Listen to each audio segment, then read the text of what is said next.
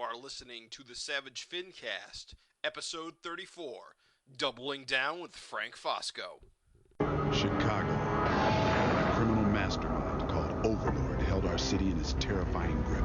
Ordinary cops were losing the battle against Overlord's super freaks and mutants. Then, a miracle happened.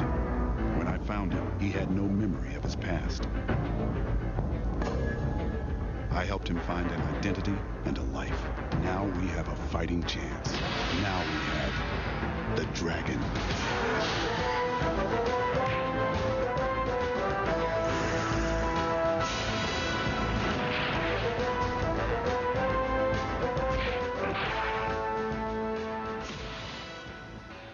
This is the Savage FINcast, the show that puts the spicy in the buffalo. I am Jim Purcell. I'm Craig Olson. And I'm Raven Perez. That was the most amazing Raven impression I've ever heard. It's like he's standing here in this room alive today. Sorry, Raven. Just had to get you back for last time. Raven is not with us. He is not. This episode, unfortunately. He always makes every episode pretty awesome, I think. So we're going to miss him, but the show must go on. So we got a big episode. Yes, we have a very exciting episode. We have another interview lined up for you, the listeners. The one, the only, Frank Fosco. Fan favorite Frank Fosco. Indeed. Anyone who's a longtime Savage Dragon fan knows Frank Fosco's influence or presence in Dragon has been one of the greats, one of the best backups. I think he's probably done at least 6 or 7 different backups in Savage Dragon, well, if not more. 6 or 7 individually titles, you mean? Yeah, all right. Well, he's probably done at least 50 issues at this point. Yeah, definitely. So prolific, that man. Why don't we just cut to the chase and get through the news and trivia so we can talk to the gentleman quickly as possible. All right, well, we'll start with some Erik Larsen news for this episode. First bit of news is Erik Larsen's channeling Fletcher Hanks. Erik Larsen will be providing the packaging artwork for a Stardust action figure as part of the Amazing Heroes retro-style superhero action figures Kickstarter campaign. It's like a tongue twister. It is. But, it's a lot of words. Yeah. On his Facebook page, Erik stated, "I was trying to do a kind of Fletcher Hanks homage without outright copying Fletcher Hanks. The point wasn't to become Hanks, but rather to keep the character roughly on model in my style. An image of the packaging art is up at dragonfan.net if you want to check it out. Now, Stardust is one of the more crazy Golden Age public domain characters. People like getting into him because he's just so freaking out there. Yeah, Fletcher Hanks. There's a couple of collections of the Stardust or Fletcher Hanks works. He's a super wizard. Puts it out. Yeah, and it's just so off the wall and weird. It's a Golden Age comic, but it's just like so off the wall and strange, and even the artwork way ahead of its time. Yeah. And so I guess this Kickstarter had, they did like a bunch of Golden Age characters, kind of in those, what do you call them, Miko style. Are they Miko? Because the photo I saw, they look like they were all plastic and not. Oh, maybe you're right. I saw Miko action figures right. in like the promo images, so I'm not sure what they were trying to. No, I don't know. I'm not a big action figure guy. Yeah, me neither. But it was pretty neat. I know. Now I recall Stardust, I believe, had a feature in one of the Next issue project issues. Yeah, so, Joe Keating drew it, and Mike Allred, I think, penciled that. Which is funny because on this Kickstarter, Mike Allred's penciling the Daredevil packaging. Huh. Is a Black Terror in there? I think he might be, but I'm not absolutely sure. It is a lot of those kind Black Terror. So yeah, there's that. If you go to dragonfan.net, you can see the image. It's pretty neat. Oh, they made their funding goal. They're funded. That's good. Yeah. This is tangentially, but this is Erik Larsen's first Kickstarter, and it's successful. Well, I mean, he's just drawing. I know. So But yeah, that's very interesting. I mean, it's kind of just kind of cool that he would do something like this. It just seems kind of I don't know. It's not so much outside his wheelhouse, but it's just kind of a kind of interesting thing that just kind of cropped up. Yeah. That you wouldn't really expect to happen. Right. So that's cool. And Stardust is visually a very weirdly shaped character that the Larsen style really kind of captures. So yeah. He's got the big upper body, small lower body thing going on. He's got that weird kind of like not super side, but his head is just a little bigger. Yeah. It should. Well, he has weird proportions in his original comics just because it's just got such a surreal look to it already. Yeah. And that's actually probably a lot of why artists and creators are attracted to the character, just because of how different he is. Yep. But so yeah, that's interesting. Other bit of news, exciting for me personally. Neutron Bob is returning in Savage Dragon 203. Larsen recently posted the cover to Savage Dragon 203 on his Facebook. Solicitation description has not been released, but the cover shows fan favorites Neutron Bob battling Malcolm with a deadly duo in the background, which tells you that we're going to be in Detroit, I assume. That's usually the indicator. Yeah. That was almost like a similar type cover. Wasn't that like around like 80 something or something? I went back and checked all the covers from Bob's major appearances, but yeah, basically his first appearance issue, Kid Avenger's in the background, and Killcat is like trying to strangle him, failing at it. Yeah. The Dragon and Bob are like going at it. So that's a great cover. I thought maybe there was another similar cover when Bob fought Kerr, but he isn't on the cover. But I believe the Deadly Duo might be. Yeah, the Deadly Duo are on that cover. So this one you get Malcolm, Bob, and the Deadly Duo. So. And we haven't seen Bob in the main feature in a while. There was just that last backup, but it's cool to see him back. It is cool. He is great design. Of course, whenever a character comes back, you gotta worry about it being his last. Yeah. Especially since last time.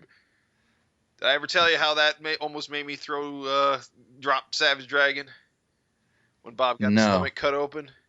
I forgot about so that. Fucking pissed. That was with the God Sword, right?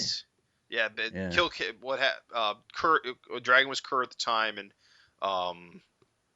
Killcat and Kid Avenger, being the dopes that they are, decided to help Dragon this time, because previously they had fought against Dragon because they were working for Cyberface. So they decided, hey, we're going to get it right this time. We're going to fight with Dragon against Bob, who Bob at the time was, being a quote-unquote hero because he was on probation. And So they backed the wrong pony, and so Kerr had them pick Bob up and say, hold him there, and just slit his stomach open. And the most depressing thing I've ever seen. But he lived. Yeah, it must be something. Erik probably just wasn't ready to give up on that character yet, because as we know, it seems like it's so easy for Erik to just kill characters off. So yeah, that's cool. So anyway, it's cool he's coming back. It's cool he's making the cover again. He's always fun to see on the cover. Yeah, Ben? And again, you can go on dragonfan.net to see that cover. So yeah, we got a couple of answers for the trivia last episode. Yeah, so let's jump into it. Our trivia question. So last episode, we said our question was, in Savage Dragon 198, a troll discusses all of the different beings that existed under the ground. Two of the groups that were mentioned were the warring Lava Lords and the Magma Knights. In what title did the Magma Knights first appear? Yeah, I can't say that word. And so we got a couple of responses. Ben Underwood wrote us, and he said, I wrote in a while back with an incorrect trivia answer, but I think I've got this one. Those underground races you asked about in episode 33 first appeared in Invincible. Am I right? Yes, you are.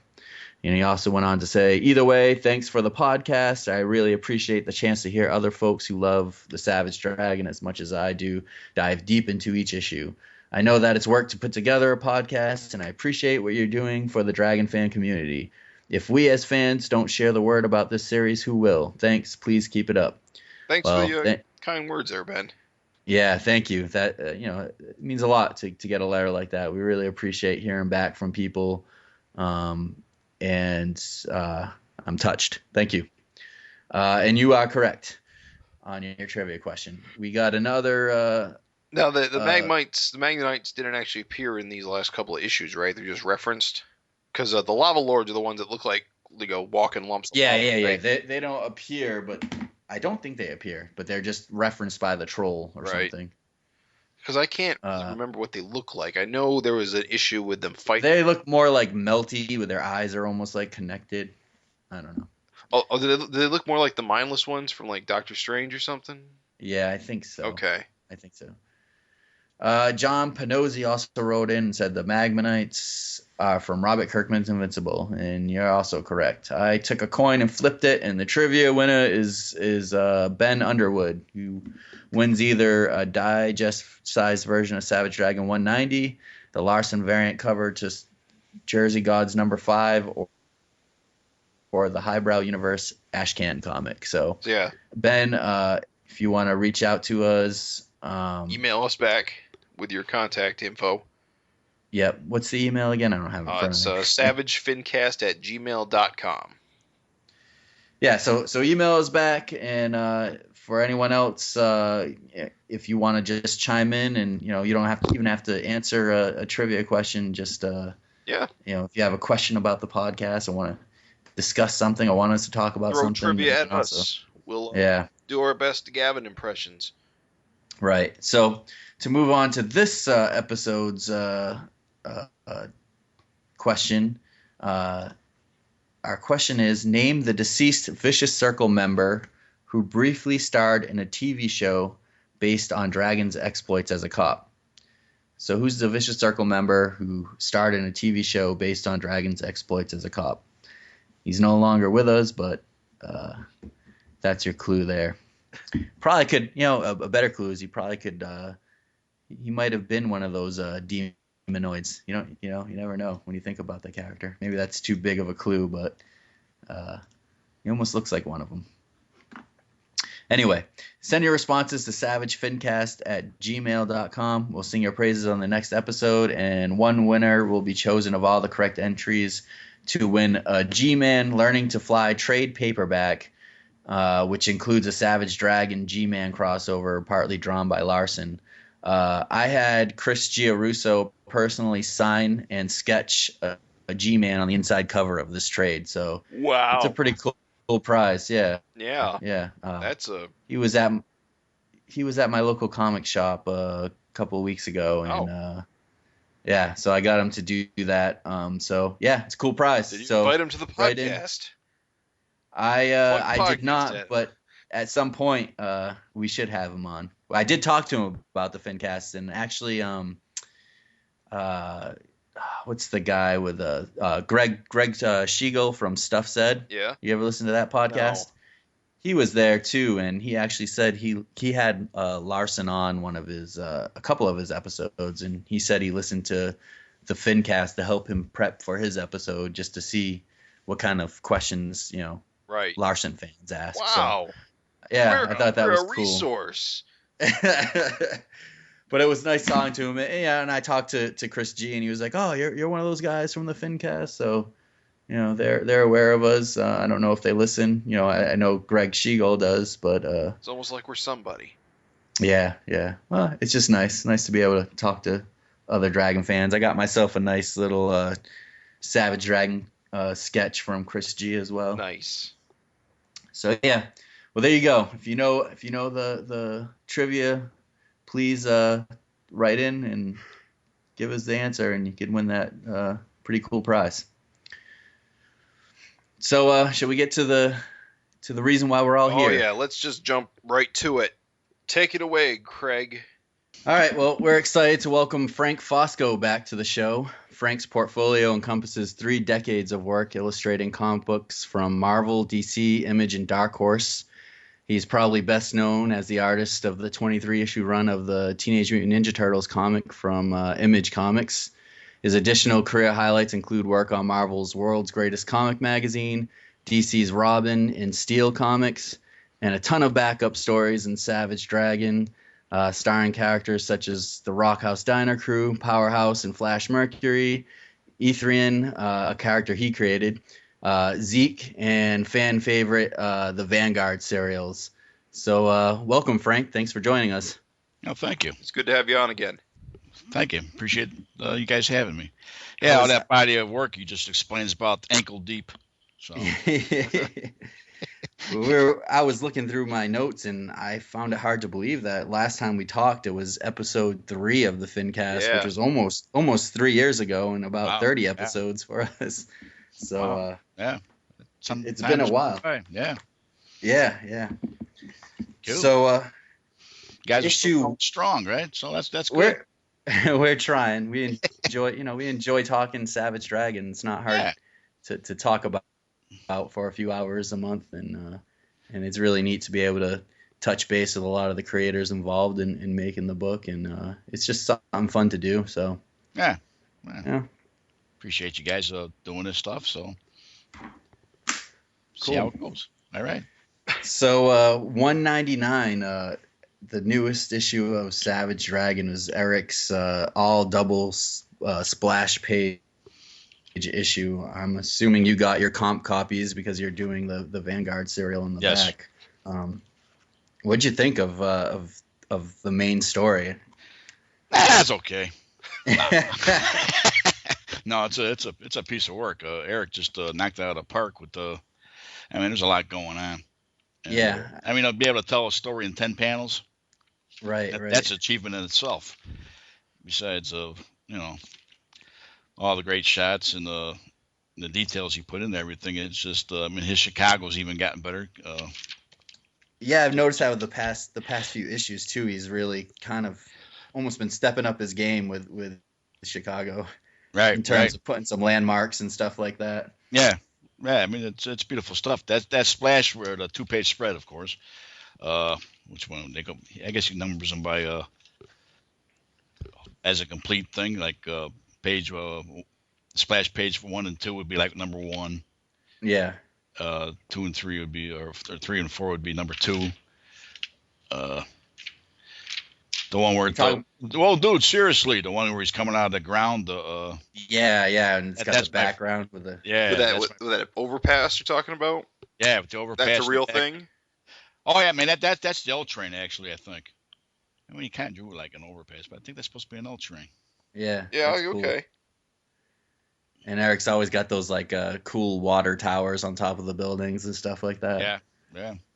That's my favorite. What's your whole book there? Yeah, I think I agree that with the hand coming out almost. Oh yeah, the tilt of the camera, the angle of the foreshortening of the hand coming towards you, and the little Malcolm jumping away, and that I love that. It's like the fourth splash in, I guess. I guess that would be number 4 according to the.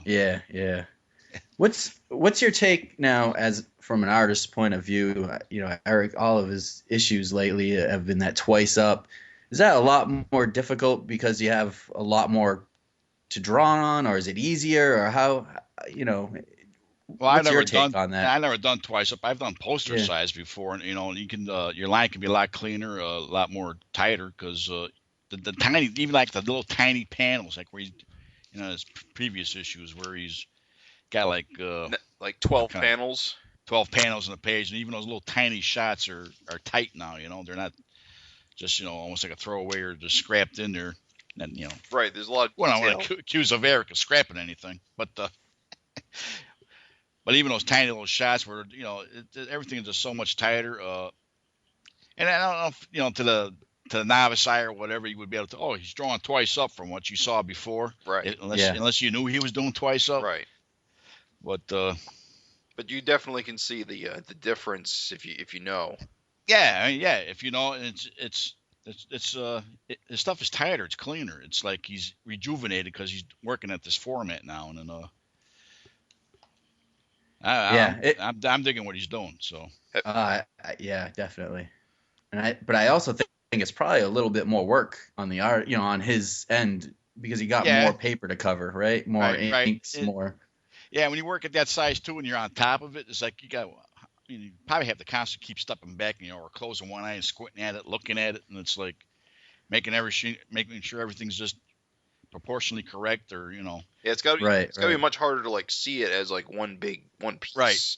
Because it's if so you much work larger. smaller, if you work smaller, it's all right there, and you can see it as a whole, as opposed to your panels are that much bigger, and so I got to step back and look at this, and I know he even told me he had to rework stuff because of the size he's working at now. So right, but he's getting more of a feel for it, so it's probably yeah, you get used to it after a while. Yeah. Well, he's been doing it for a couple of previous issues, so hopefully he's starting to hit his stride on being comfortable with it. Right. I would say so, because it definitely looks like it's paying off this issue. Oh yeah. And I think he said this size is something that like Jack Kirby was working off of, right? All those guys are working at this size. Yeah. Back in the before 1968, I think they changed the size, or maybe 1967. Do you know why they changed it, or it's probably cheaper? Not necessarily. Yeah. Save on paper. I don't know. Yeah. If they were hugging trees back then, worrying about supply of paper, but I don't really know why. Maybe to save space, storage, or printer size, copy size. Well, if Marvel and DC set the trend, it was probably a cost reason. Yeah. Right. And for supplies and boards and stuff like that, stuff's not cheap. So twice up, it's a big difference. Yeah. I mean, you see the comparison next to each other, and it's like, wow, man, you're like almost working poster size. And then he's doing 2-page spreads. Yeah, it's like the size of a car door. Yeah.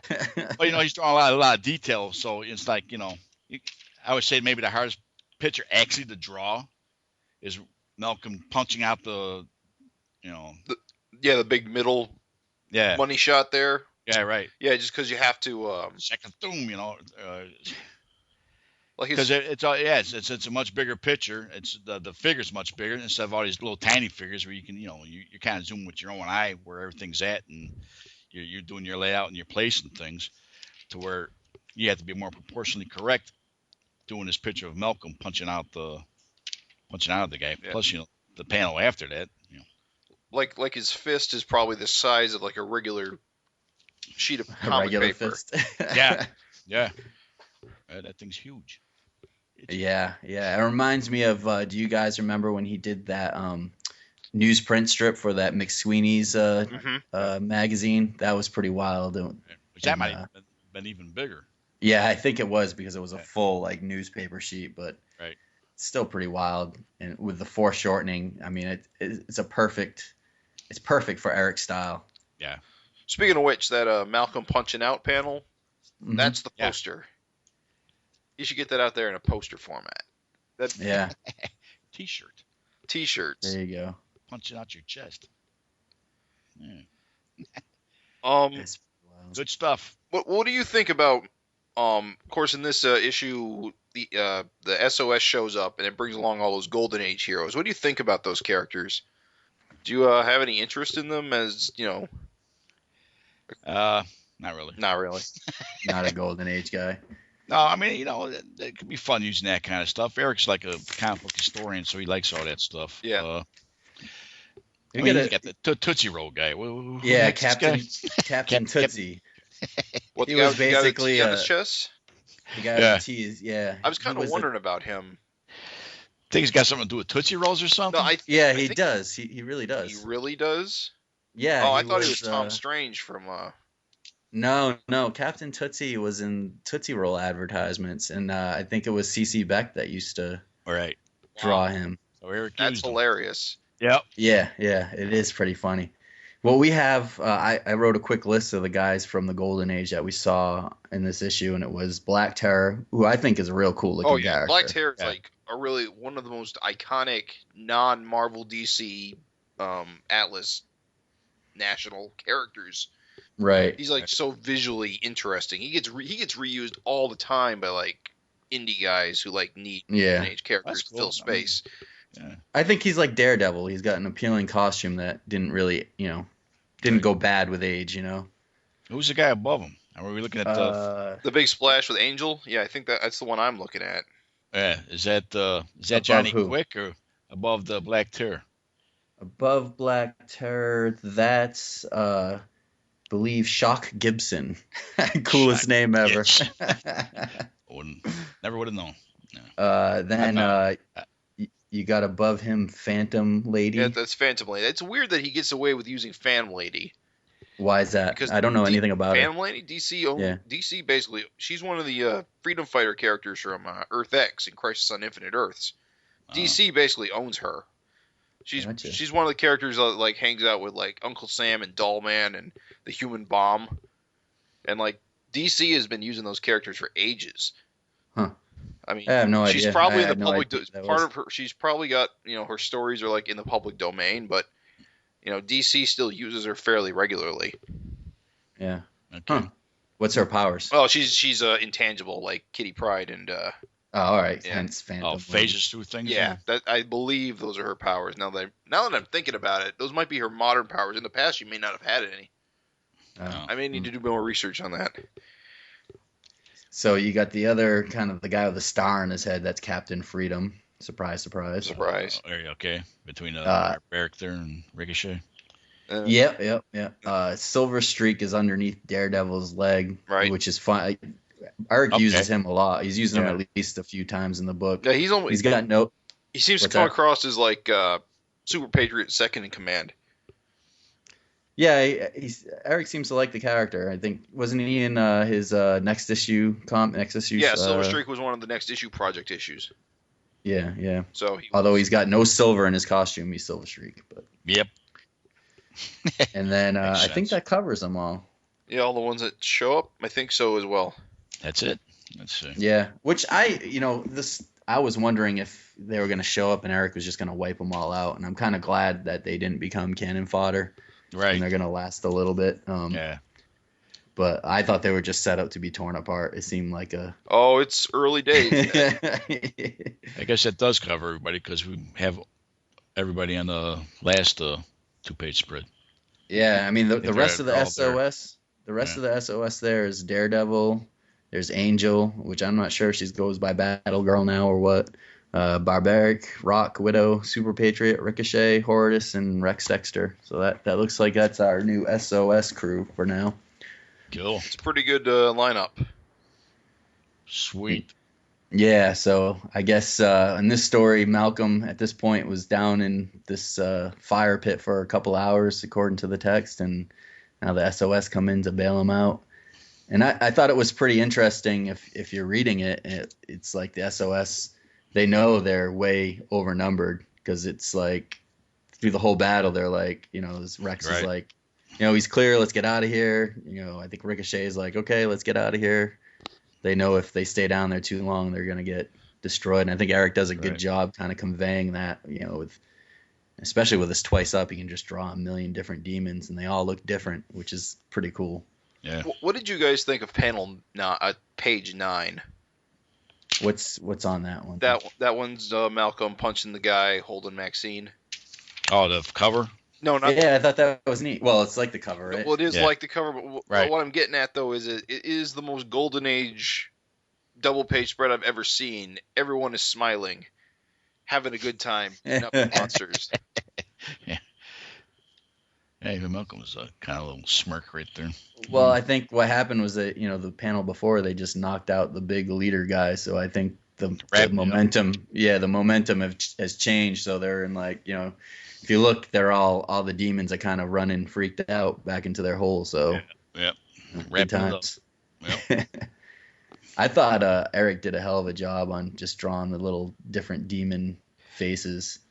There was that one splash where Maxine jumps on the scene and all those, the one where like the big demon is throwing Malcolm in his mouth. Yep, that's page 5.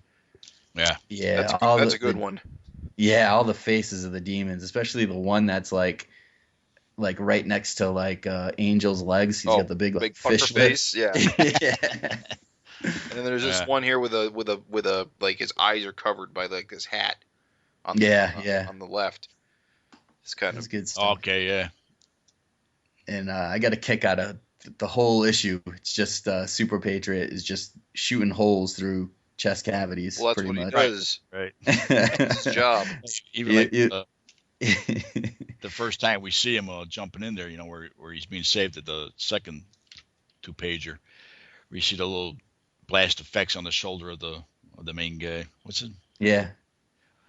The big guy. What's he called? I don't know. I don't think he's ever actually named. I think He's a domain of the name demonoids. the great one. They say, the great they one. say That's it. The the great, great one. Yeah. Just little splashes of explosion hitting his shoulder right there as he's holding Malcolm. Good Yeah, stuff. that's pretty cool. That's, nice effects and coloring looks cool. Just a nice package. I have to say there was one missed opportunity. The cover. I mean, it would have, it would have bumped Vanguard off, but the cover probably should have been a wraparound cover. Says you. Like a double. Yeah. So the cover. It was really bold, like 4-page gatefold. Yeah. Eric tried to get me to do the back cover to kind of match his like connected to his it. front cover, like they were connected, and I said that's not gonna work. That would have been cool to see. How are you gonna do that? Yeah, unfortunately, the solicitation was so far in advance. He probably didn't even know he was doing it until he was doing it. Right. Until he decided. He was talking to me about it. He came out to Chicago. That's why Chicago's gotten better too. Ah, Really? Yeah, he came out like in the beginning of September. And I cruised him around, him and his wife and son, and we took a look at some of the landmarks of Chicago. Saw the bean. Pictures. They saw the bean. He was out here for like a week, just because he comes out to these places for like conventions and stuff, and he never really gets to take a look at the town. And he just made a point of it to come out to Chicago, take a look at Chicago, and he got a whole bunch of pictures. He went to the high school supposedly where Malcolm's going to be going, and took a bunch of pictures there. Yeah. Oh, that's pretty awesome. Yeah, and then that's it why only Chicago, took him how many years? 20-something years. Yeah, that's kind of cool to me, because one of the things that always kind of bugs me is that Chicago as a city in Savage Dragon has never felt like a specific city. It's always sort of felt like generic city. Mm-hmm. And these changes lately, where things are starting to feel more and more like the real city, I like it quite a lot. Yeah. So I'm glad he's making the effort. It really shows. Yeah, it's he took a lot of pictures, and well, I guess maybe one of these days we'll see the high school in there too. Of course. Yeah, that's cool. Which he did. He did do a picture of that. I think he got that off of Google before he went to Chicago. And Gotcha. got a picture of I forgot what the name of the high school is. But I like a good mix, though. I mean, I once in a while, it's nice to see a landmark, but I don't mind if it's generic buildings. I mean, like Jack Kirby did it all the time with New York, and that doesn't bother me. But it is cool to see. I think we commented on the last Vanguard serial that you did, that first issue. Didn't they go by like Lincoln Park or something? Like they were. Oh yeah. Yeah. There was a couple of landmarks, and it was like, wow, that's kind of refreshing to see, every once in a while. Oh, you mean that park where Mako became human again? That was based on a real place. Wasn't that from memory? Yeah. Because I'm from Chicago. Right. The Lakeview area of Chicago, Lincoln Park, and so yeah, I have got a little more feel for Chicago and stuff like that, as far as trying to make it look like Chicago. Right. I used reference in that first Rock House Diner story back in 132. Right. Yeah. And using the Shed Aquarium and a few other landmarks. Sears Tower, which Willis Tower now. Of course. Yep. Big Willie. Yeah. But, is that his nickname now? I have no idea. It should be. Yeah. Well, I'm looking at this picture right now on issue number 198, where they're by the bean. It seems kind of like a strange place to be meeting, but yeah, someone mentioned that, I think, on the forums or something. Yeah. But hey, we'll take the reference. Yeah, it's just, yeah. And now he used this before he saw the actual bean, so he finally went out there, like I said, to Chicago, and went to go see the bean, and he was all through Chicago. He was walking through my old neighborhood without me. He's telling me, oh yeah, we're over here and over this. That's my old neighborhood from when I was a kid. Oh really? So yeah, that was pretty cool. Was like part like his motivation part of it just to get some like photo reference and stuff He want like to get that? Or? he want to get a feel for Chicago, and and the way he was talking, it almost seemed like he wanted to move out there. Eh. But Well, Yeah. yeah, I always wonder if you ever thought about moving Dragon to San Francisco. yeah, That'd be He'd be like Dirty Harry, right? Yeah. Isn't Dirty Harry a private a cop in San Francisco? probably. I haven't seen Dirty Think so. Harry in years. I don't know. I think. Yeah, but he just, like I said, he came out here to get a feel for Chicago and wanted to be a little bit more authentic when he makes reference to Chicago and stuff like that. So I think it's paying off, especially now that he's working this twice up. I think he's being more conscious of it. Mhm. So Well, When- it becomes more obvious, I think, when you're putting so much more detail in your backgrounds. right. Yeah. Yeah. When he came to Chicago, were you working on the Vanguard serial at that time, or was Yes. this? Yeah. Yeah. So Yeah, did he that's come right. by and? Go ahead. Go ahead. I was gonna say, did he come by and check out your pages and talk to you guys like? Oh no, I mean discuss I the work. I left my stuff at home. I met Yeah. him there, picked him up from his hotel. We went cruising around. I drove him everywhere. We went and got some ribs. So That's his thing, ribs. I yeah, think. he likes those ribs. But we were a little disappointed this time around. Like we kind of something was different, It's like when you brag about something, you make a big deal out of it, then all of a sudden it's kind of a letdown. It's like, yeah, okay, wasn't what we remembered.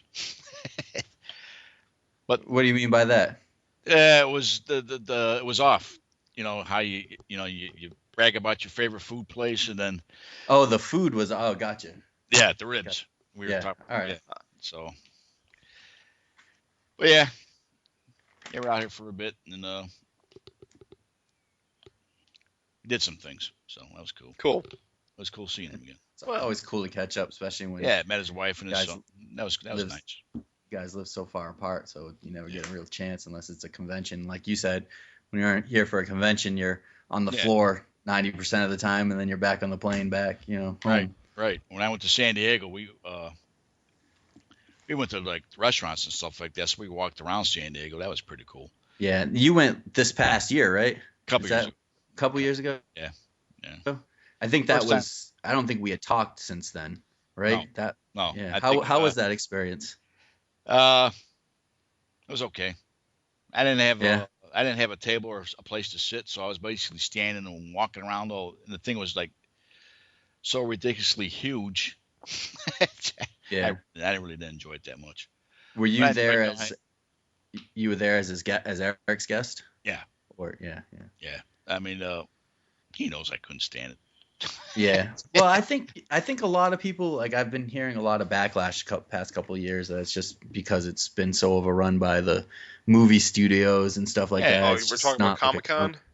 Yeah. Yeah, I hear it's a zoo these days, and that it's almost entirely It's- other media. It's ridiculous. I mean, it's so humongously huge beyond reason. That Yeah. doesn't seem like it needs to be that big. Right. But, Right.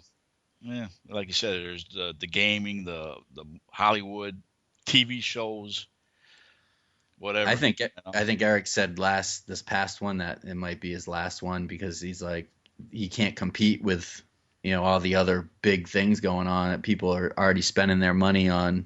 Right. Like you said, the gaming and the movie stuff and whatever. Right. That they don't have money to spend on the comics, and it's more worth his while to go to the more comic centric. Yeah, something a little bit conventions. more, a little more personable and a little more laid back.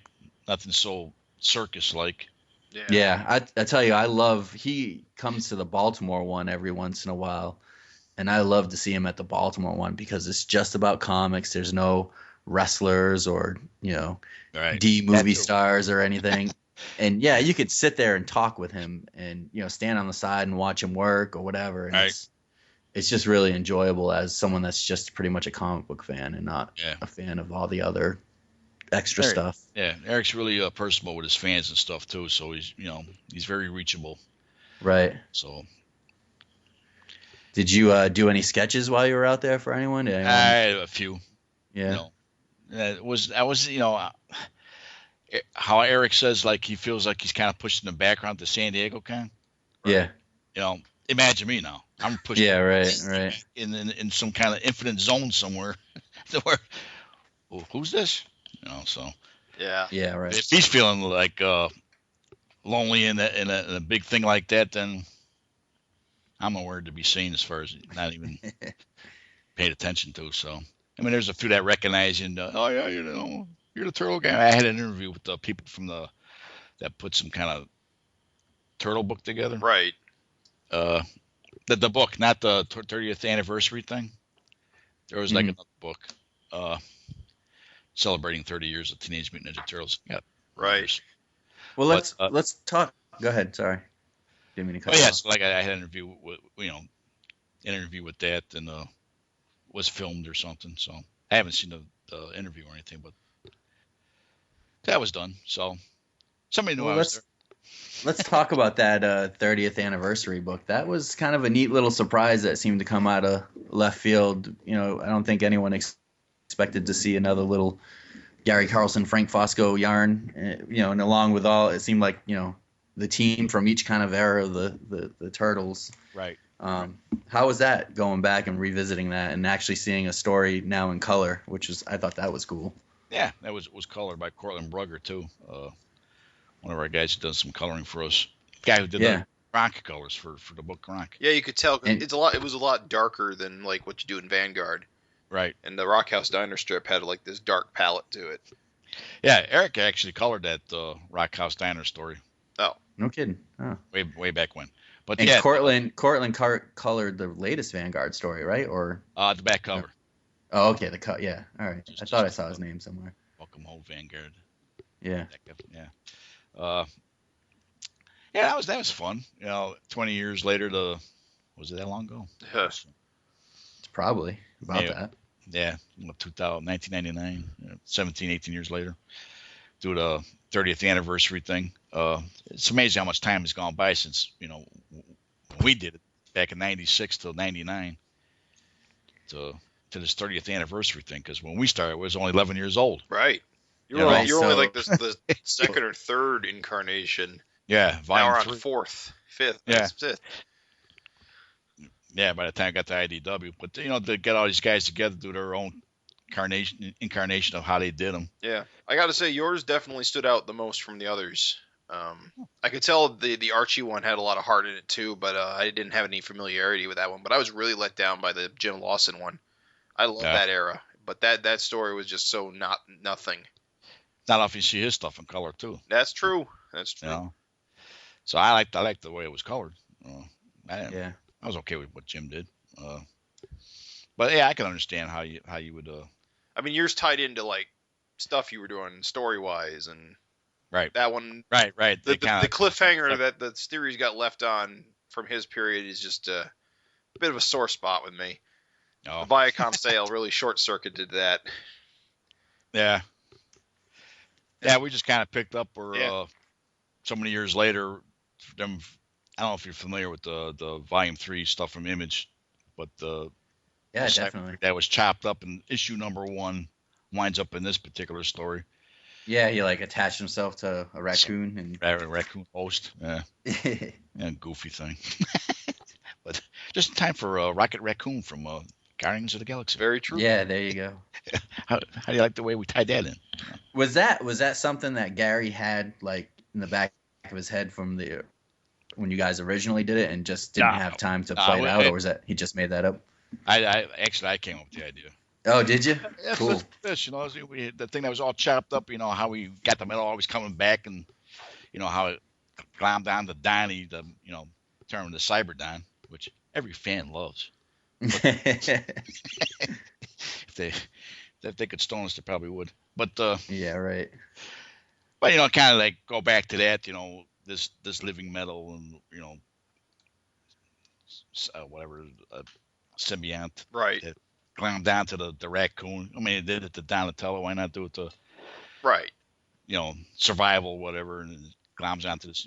Years later, and all of a sudden we got this thing wandering the sewers. Seeking revenge from issue 1 back in 1996. As you do. Yep. So. So were you surprised when you were approached to do a story like this? Was it like I was kind a of pleasant little surprise? I was always kind of in contact with these guys. We were always talking about a little bit of something. Who contacted you? Was it Bobby, Kevin Eastman? No. Well, Kevin Eastman did contact me a while ago before that. Oh, yeah? Wanting to do something, maybe doing like layouts or maybe even finishing up Volume 3. Oh, wow. Is that still on the table or no? I don't know. It kind of faded away. It's probably up to Viacom and IDW these days. Yeah. What projects get greenlit? Right. They're going to focus on. Right. And if there's a fan base or a following that would like to see that conclusion, then I guess they did it for G.I. Joe or some other stuff. If they ever get to reprinting your stuff, maybe that's why we're in contact too. Right. Because they're talking about reprinting this stuff, eventually getting around to it, depending on sales, how everything else does. Right. Maybe they'll get to the Volume 3. It's a I would love to see it get like an omnibus treatment. I mean, you got the perfect number of issues that could be in an oversized hardcover. Right. That would be real neat. Might be the bonus too, is if there was like maybe a 30-page conclusion. Right. Added to that. Maybe not something separate. I mean, if they wanted to sell it separate, that'd be one thing. Right. Yeah. If they didn't, if it was part of the omnibus as a conclusion to that volume, get everybody back to normal.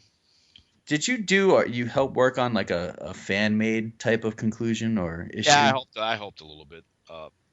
Some layouts and that's not the way Gary and I would go about doing it. I think Gary had some input too. So Andrew Modine, the guys you were talking about who put this together, kind of went from Gary's notes, and Andrew did his own thing with it, and then Gotcha. But you'd like to do like a. Yeah, I did the covers and Kevin Eastman inked the second cover. Have you seen that stuff? I have not seen I've not seen it. I think we should have by now, but I don't think we back. Yeah, it was like a limited print or something like that. So it was in print. Yeah. Oh. No, I've not seen it. No, not that no major, like it's right. So you order through your Andrew Modine or. I thought it was like an electronic. Yeah, only I thought it was or like something. a free digital comic. That too. But it just shows how uninformed we are.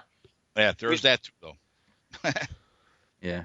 But, so we should probably talk about some Vanguard. Well, who's that? Oh, is that what you guys are? Okay. So yeah, Vanguard's been back for like 3 or 4 months or issues.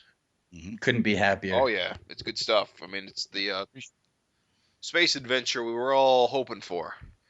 Cool. I was anyway. Right. Yeah. No. You kind of saw we left it open at when they were kind of sailing away in when we did the 12 issue. Right. Back the original serial. Yeah. A couple years. How long ago was that? Was that about 3 years ago? Yeah. I mean, that's when we were talking to you. I think we were talking to you right at its conclusion. Yeah, we were close to it anyway. We were somewhere around there. And that was a great send off serial. Yeah, well, honestly, I mean, I thought even some of those issues, I liked the backup better than the main story, and yeah, because that was during the invasion arc, and that had some issues. No, I just a bit better too. Yeah, but so I just that Vanguard story, just it was just a really good yarn. It was really well done. Like it was just super enjoyable, and it was probably my favorite backup of all the backups that we've had through the years. Well, the way it tied back into Savage Dragon, like the two were like really kind of like two halves of the same whole at the time. Right. Yeah. And Vanguard's one of the strongest characters, supporting characters in Savage Dragon, so it's always a treat to see him. Definitely top 3 or 5. Supporting characters like up there with Super Patriot. Right. It's like probably one of the most important characters to come out of all this. Right. And to see a Vanguard supporting cast kind of grow and to get to meet and know them better, guys like Amok, who's was a villain to start off with and now is kind of a good guy, and Modem, and your character Galeon. It's just pretty cool, and it leads us to this. They sail away looking for Vanguards, going back to the home planet, and the way this serial is opened up is pretty cool. So I appreciate it. Yeah, really enjoyed it. Yeah, we're having fun with it. we knew we would eventually come back to, because we always knew we were going to try to get up to bring it back in 200, but decided to go like a couple issues ahead of it, then leading into 200 to where we'll conclude it in 200. It's going to be 18. It'll be 18 pages in 200. Oh, no kidding. Also, Awesome. next issue is the last. Yep. Oh, so I sent you, and I know I sent you the preview that 200 cover. Yeah. Yeah, that looks wild. That's the wrap up, baby. Well, I won't say too much, but yeah. So basically, 200 is like, I mean, I think all your backups have been about 6 pages, so it's about 3. right. a triples. So it's 3 triple issues size. worth. Yeah. Yep. So if I drop the ball and it's getting the 18 pages done, we can split it into 3s. So I'll be done in 202. I'm actually working on next 6. I got the first 6 pages done. I get into the next 6 pages. The first 6 are off to the colorist, and Nice. I got to get it in gear. Otherwise, it will be 6 or 12 pages, and we will conclude in 201 or 202. Are you inking them all as well? Yeah. Yeah, I know you've been doing it so far on these. Yeah. And I noticed the Vanguard logo is back on the back cover. You know what? We wanted it on that one cover, but Amok was kind of like being in a way there. I kind of drew it too big, but I had the impression On 198. I kind of wanted the logo to go over the top of Amok and to where we just saw his mouth, and we got his logo on his chest. His logo, yeah. Yeah, it's like it's a merit to me if the logo blacked him out a little bit, cropped him out, and the focus is supposed to be the Vanguard and the Baracus looking at each other. Right. Baracus. And then we got the mouth of the drooling mouth of Amok, like, you guys, you're upset, you're getting me riled up here, Yeah, right. I'm gonna get ready to bonk your heads together like Three Stooges or something. But I was thinking the logo would block them out a little bit, but then they tried putting the logo behind them, and they said, "No, just leave the logo off." Right. So it was always meant to be a logo on there, but we left it off that one. So Gotcha. Well, 198 was cool. My favorite part of 198, I know we're on 199 now, but since we didn't get to talk to you about 198, was that you kind of did almost kind of like a double page splash in a way. Yeah. With all the what do you call them? The Calyptian, or is that how you? This ragtag team that's been put together through their sales, through their What I enjoy about it is that you didn't kind of go the route of giving them all the same uniform or same look. They all got these little different traits that kind of make them stick out, which is really cool. I like how they all have different symbols, and I kind of imagine that to be like their different families or I don't know, like armadas or something. Right, their rank or whatever. Like, Star Trek Next Generation are different color uniforms. The higher ranking ones would be one color, and then the soldiers would be another color, and stuff like that.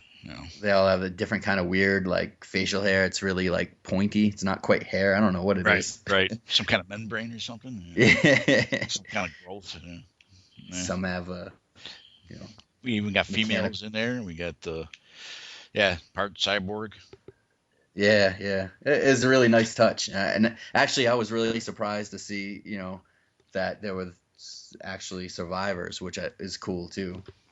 Yeah, we figured, with them sailing back to Calyptus, that they would pick up people on their way in the other armadas and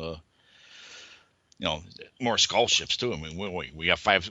They leave with 1 skull ship, and they're coming with 5 or something. Right. So, plus a couple of their own ships, the 2 big Calyptian ships, whatever that may be. Yeah. So, I mean, the way I guess Calyptus works is the actual planet itself is all polluted and just been destroyed from the civilization, and they all live in these floating cities. Right. And where all the dragon people, the Krylians or however you say it, they were actually on the actual planet, right? When they got wiped out. Right. And so it seems to me, and from what I remember from your character, Galian, is that you're going in the direction where he might be able to revive the planet or something like that. Because doesn't he have a connection with like the kind of Gaia, nature entities or something on planets? Yeah. Can you take us back through that? like what his deal is for like listeners that might have not read like Strange Visitors or your last serial with the. Oh, put me on a spot, are you? Yeah, no. I remember all this stuff now. It's your character. Isn't he the original Etherian? Yes, he is from man. We're going way back now. The original Etherian. There's like keepers of the thing called the powerhouse on the planet Ethra. Yes. And the keepers of the powerhouse, they control the powers, the planet's power and stuff like that through the powerhouse, and it kind of revives the planet.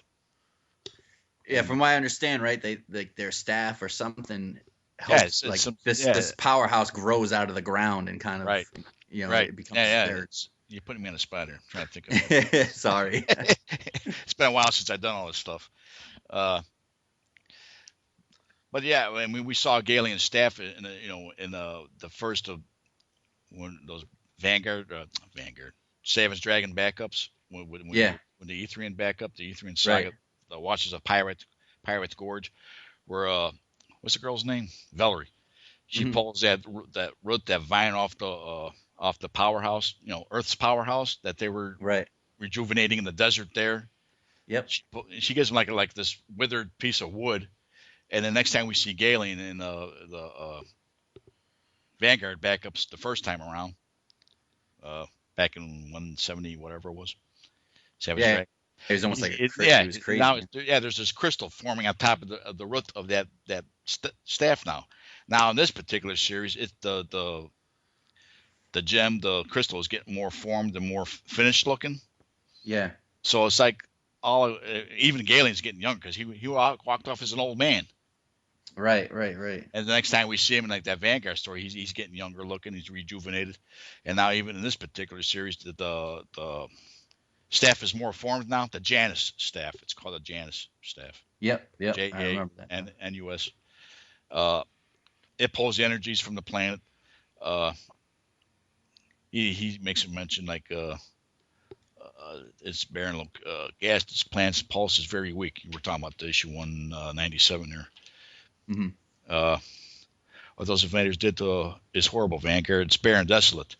But you see his staff glowing, and so something's kind of triggering the staff a little bit.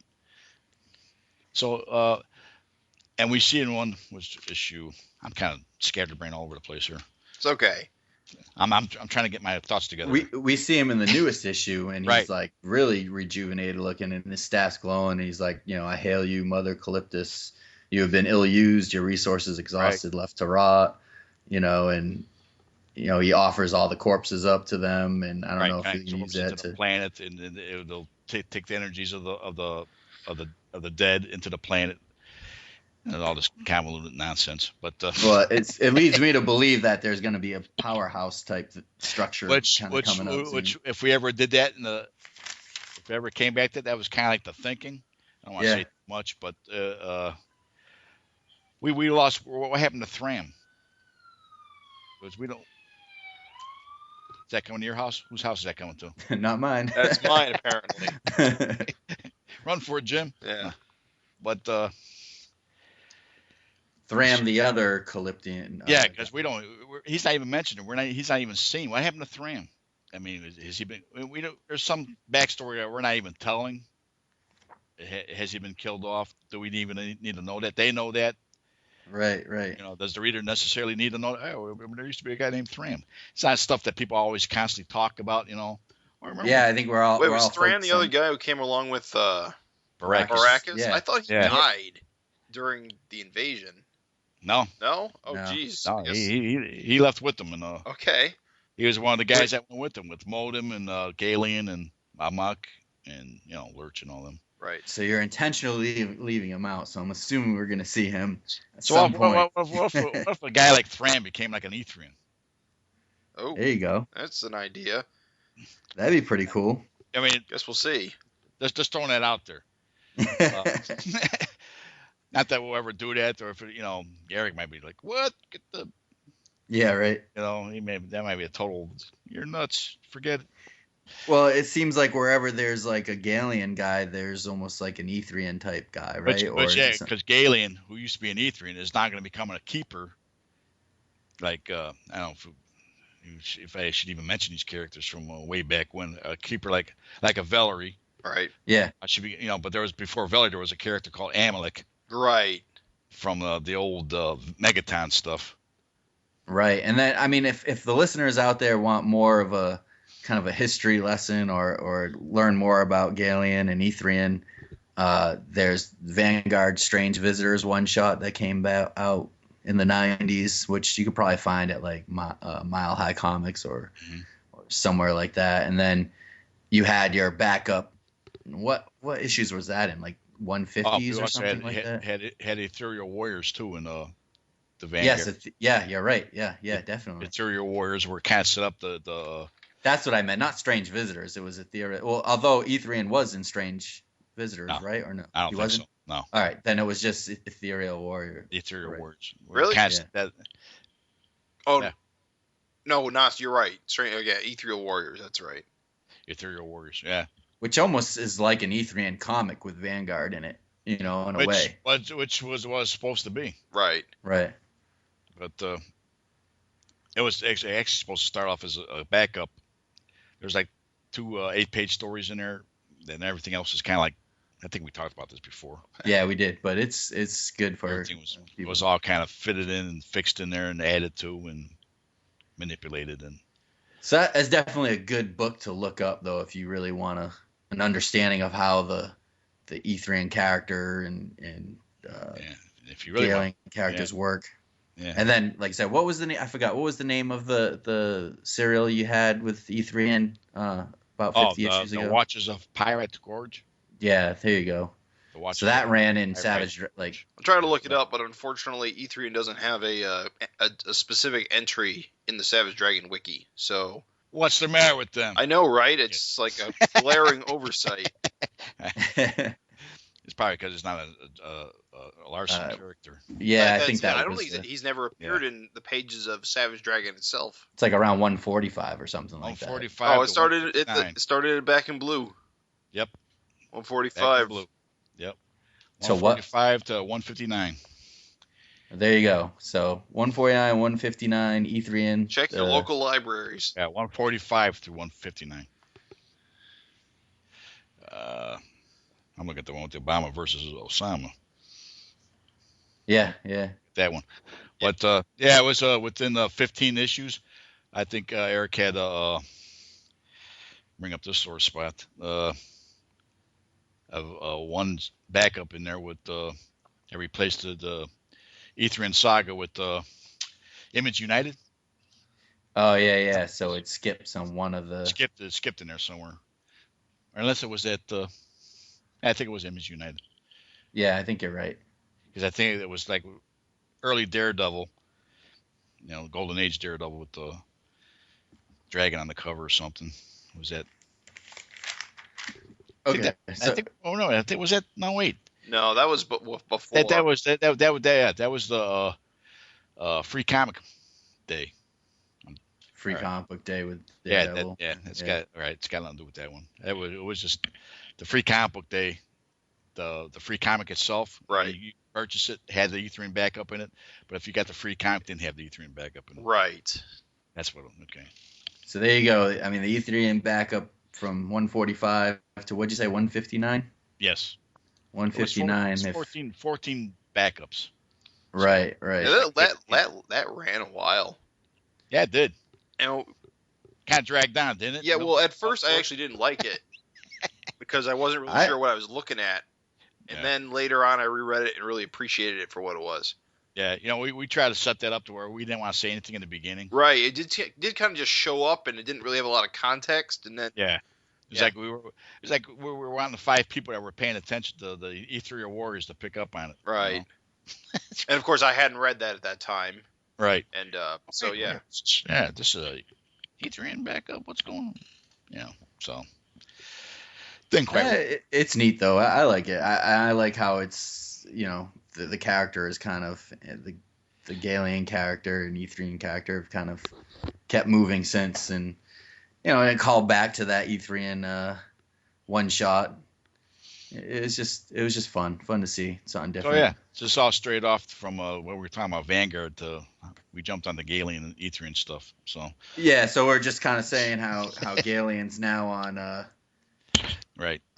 Calyptus kind of looks like he's screwing around with the planet and might bring it back to health or something. Who knows? I guess but that's from reading it. That's what I'm getting out of it, and I think that's kind of neat. That's a good. That's how it's. Yep, you got it right. So that's what he's doing. So this Vanguard. There's a lot of modem stuff in this particular installment. Right. She uses her powers to track Wally. She definitely seems to be really infatuated with Wally, which I really like about her character right now. Mm-hmm.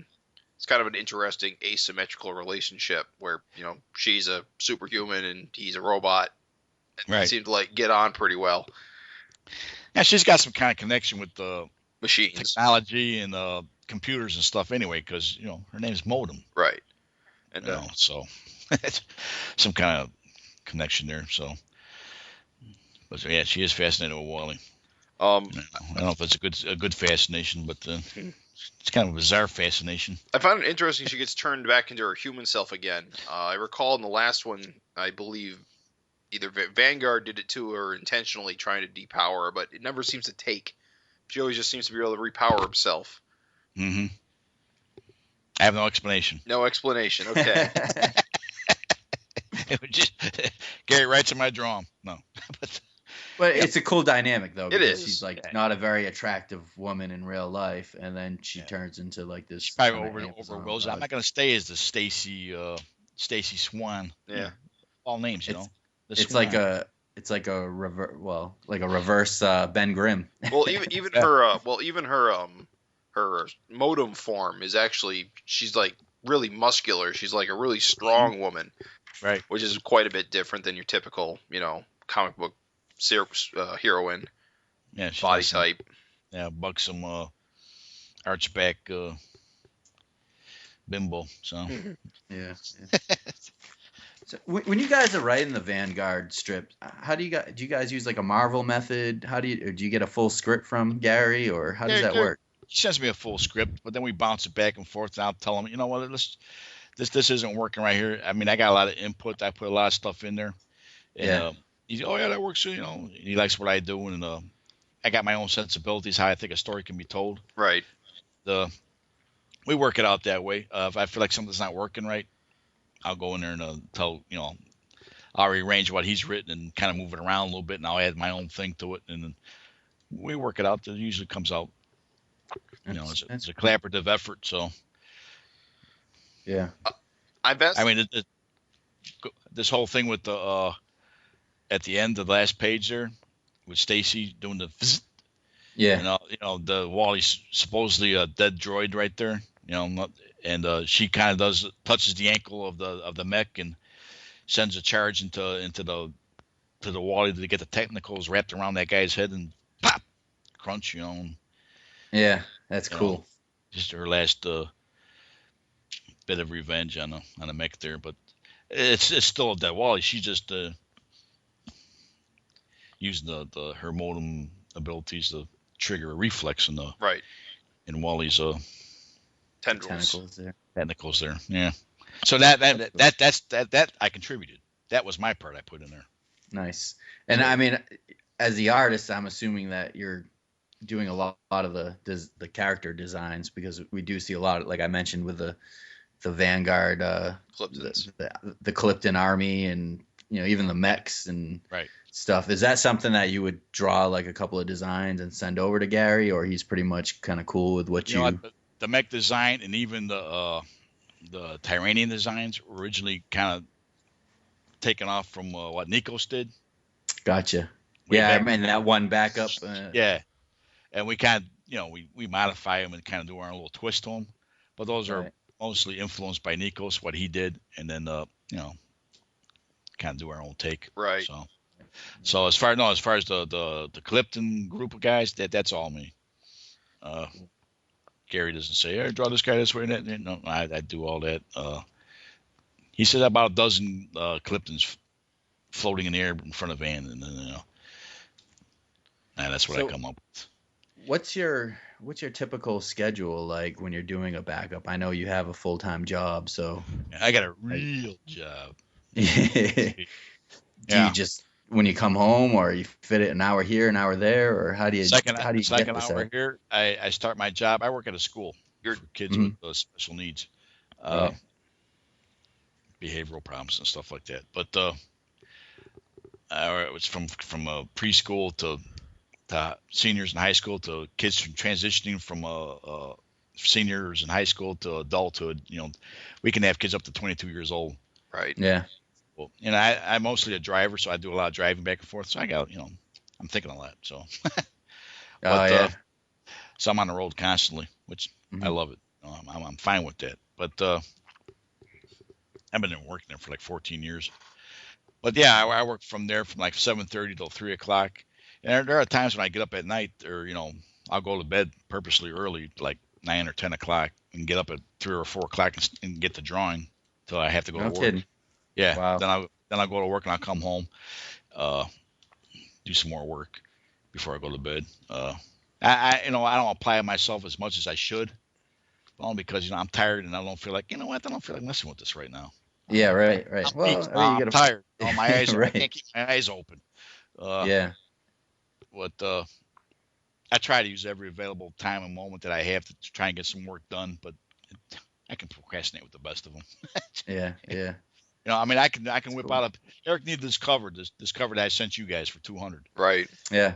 Well, Frank, I think we're gonna have to do we're gonna have to use a pinup for the back cover, because the guys over at Image need the covers. I said, since when they need the back cover? Well, because it's a square bound book, they need the back cover. A scoop.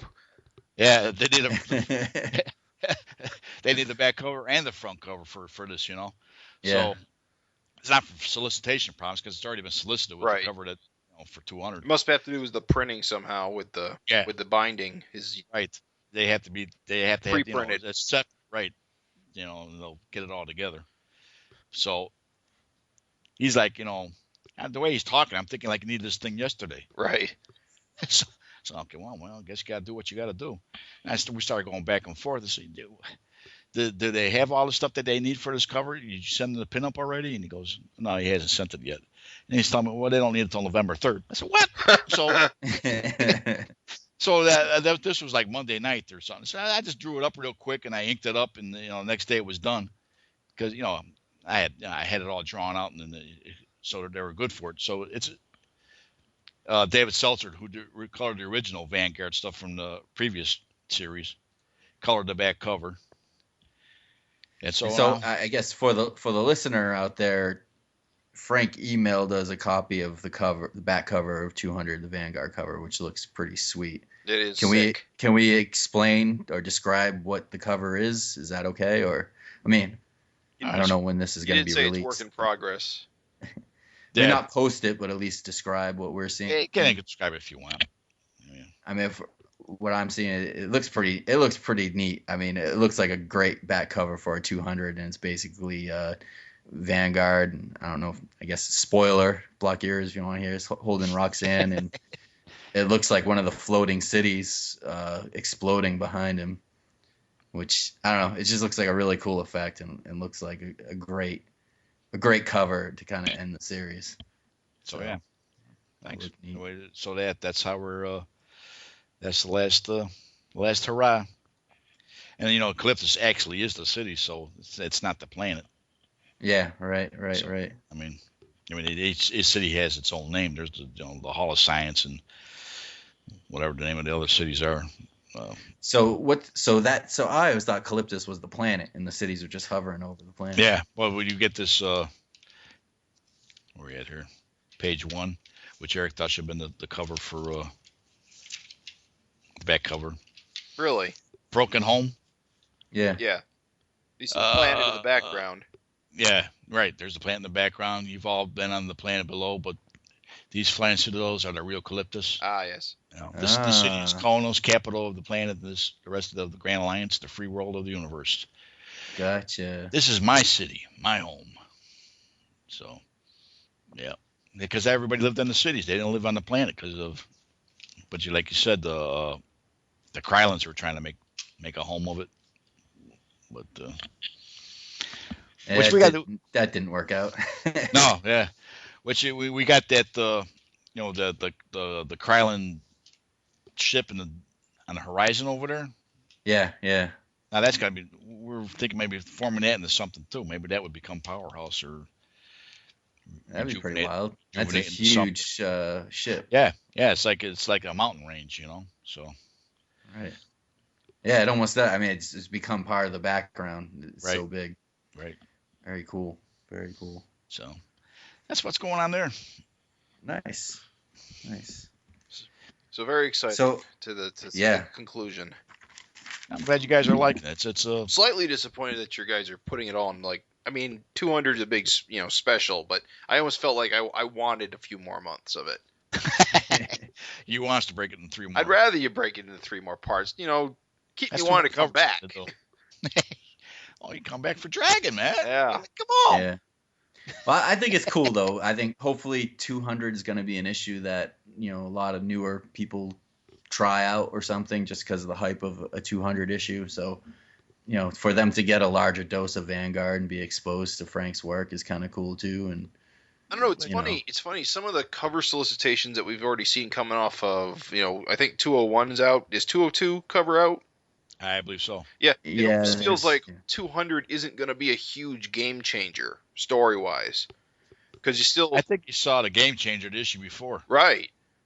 But because that's artistic of what Erik did. It's back to status quo as far as the regular book. If you're looking for 200 or 199 again, well, it's back to regular old Savage Dragon story, which still cool. Yeah, it's still twice. Yeah, I mean, stuff like that. Well, I'm not saying that as a negative. I'm just an observation. No, I know that. Yeah, I don't mean to make it sound like a negative either, because. Yeah. Some people would use their big centennial issues to kickstart a whole thing, but I think to Erik it's not just it's another issue, but it is just ultimately every issue should be special. Yeah. Well, and he just did it with 190. Was it 193? Is that one? Yeah. And I think he did mention that 200 doesn't actually fall on a clean break in a trade. Mm-hmm. Yeah. So he can't really use it as a break point for an arc or anything. So yeah, I mean, I don't know. The cover solicitation was him breaking out his old man. No? Yeah, I think the Vicious Circle is going after Dragon. Right. Something along those lines. Angel and which is Malcolm are there to the rescue or something. Yeah. Like well, they're back in town with this issue, so presumably. It might be a continuation of. Yeah.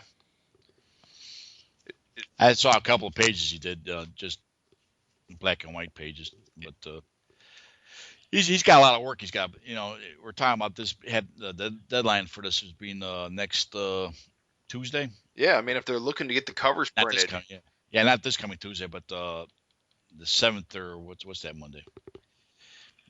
Monday the 3rd, or the following? The following week. The 8th. Yeah. No, that's December. The 10th. 10th. So yeah. Which it's not much time. I'd be surprised if we make that deadline, because there's a whole lot to do. Well, and he just posted on Facebook. He's right now inking a bunch of the Herb Trimpe pages that he got for that story, and I guess he already penciled Herb's pages. Yeah, because they're swapping. He's gonna ink Herb Trimpe's pages, and Herb Trimpe is gonna ink his, and it's two different stories. Yeah. Plus Eric's story. Plus, I don't know if he's doing anything else. Yeah. Bunch of coloring, plus what I got to do.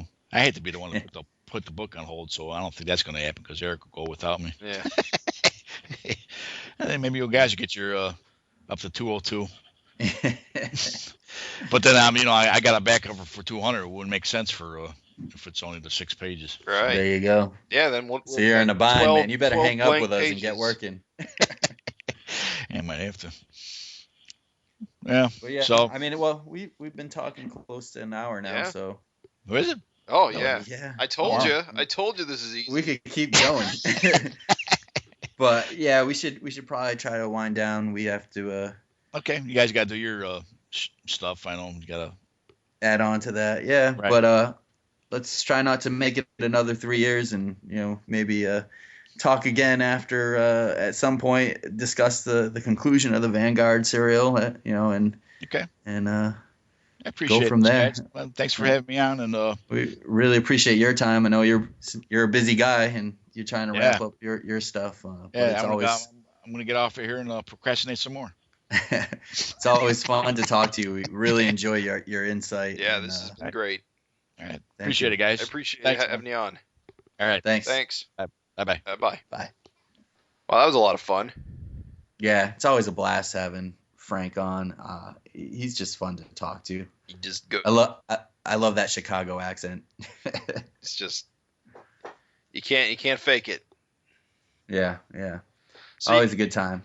So yeah, I mean, exciting news about Vanguard concluding next issue, but issue 200 is going to be a big to-do as it is, so lots to look forward to. Since Raven's not here, I'm going to have to do my best Raven impression. Wait, I got to go get my popcorn. Hold on. Okay. All right, I'm ready. All right. Next. Clear your throat. Huh? I said clear your throat. Get ready. All right. Mr. Bumnuts, proceed. All right. Savage Dragon. No, that's no good. That's not very Raven-like. Savage Dragon 200. Savage Dragon is out of prison, and the vicious circle is gunning for him. Malcolm Dragon and his stepsister Angel join forces to keep their father alive against an all-out assault in this movie-length epic. Backup stories include an Angel and Mr. Glum story drawn by Batman alum Chris Burnham. Malcolm and Savage Dragon in World War II by legendary Incredible Hulk artist Herb Trimpe. Special Operations Strike Force by Nikos Koutsis. Vanguard by Gary Carlson and Frank Fosco. And Malcolm Dragon by Travis Sengus. Gonna be a good issue, I imagine. Nice. It was a good effort. Yeah. Not Raven. I don't have the magic. I don't think anyone could replicate Raven's It's just input. the natural radio personality of this podcast. But yeah, I can't believe that 200 is next. It is. It's pretty insane. Oh, it is crazy. 110 issues for me. This has been a long, crazy ride. It's gonna be tough to do a podcast on 200. We're gonna have to do a part 1 and part 2. We might have to break it up. And then I'm just thinking of, you're reading all these names in the solicitation description. These are all guys we're going to have on the site or on the podcast or something. Yeah. Somehow figure a way. But, yeah, so it's going to be fun. It is. Can't wait. That was a good episode. Again, Very Raven, informative. sorry you couldn't join us. If you're listening, hopefully you're not freaking out about anything. Who? Raven. Oh yeah. Freaking out about this podcast. How boring it is without Raven, like his quips and his clever innuendo. Alrighty. Well, it was good chatting with you, Jim. Good talking to you, Craig. And it's good having you all listening. Yes. And send us some letters. Like, comment. Let us know what you want to hear. Yeah. Like, comment, and subscribe. Cool. We'll see you guys in about a month. See you in about hopefully. a month. Ha! More like middle of December. The Savage FINcast is a member of the Gutter Trash Podcast Network, which can be found at guttertrash.net.